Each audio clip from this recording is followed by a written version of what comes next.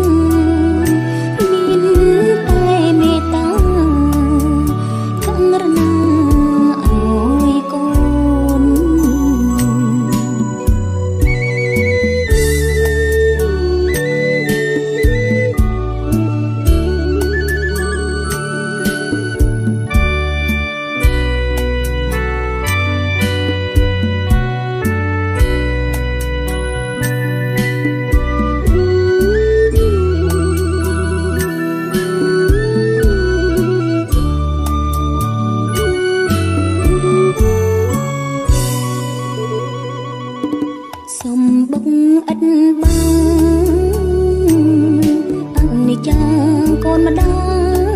យបងឈាមស្គមកាយក្លាជាស្រពន់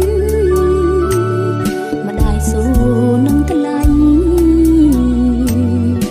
លងដល់ថ្ងៃសូនខំរៀនទៅកូនសាងខ្លួនជីវិតទឹកភ្នែកម៉ែខ្សោះអូរំដល់ទឹកកូនรู้គ្មានពុកទុកកម្មរួតរិតខំបើកភ្នែកទៅបើពិលងងឹតរកមើលការពិតជីវិតតស៊ូ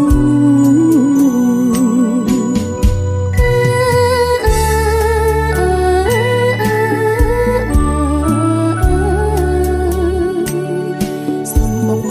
អត់បាអង្ចានាងគ្រូលោនាលក៏ស៊ូបដូរយក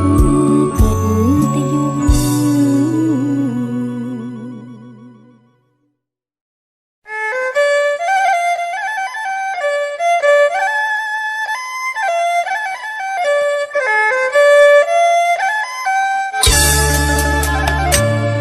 កូននើយគេងទៅម្ដាយនៅនេះទេនឹងធ្នមឲ្យបំទេមានស្នេហ៍កំយំអំរួយគេងទៅយំជ្រៅឲ្យមុំកូនបើកុំយំអើយរំខានទំនាងហាអើ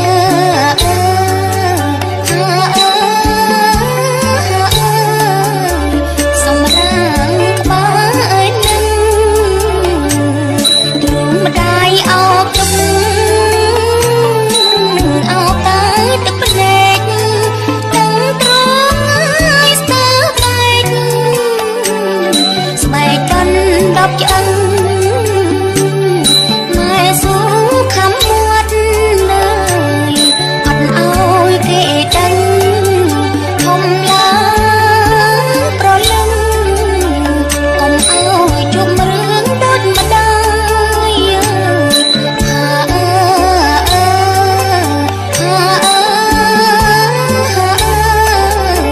គ្មានរ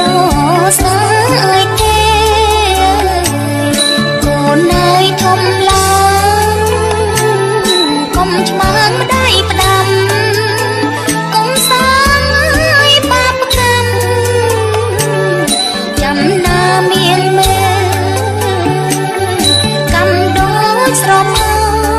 លលើមិនចោលយើងទេអន្តរលរេទេឲ្យនាងសាងហាអើ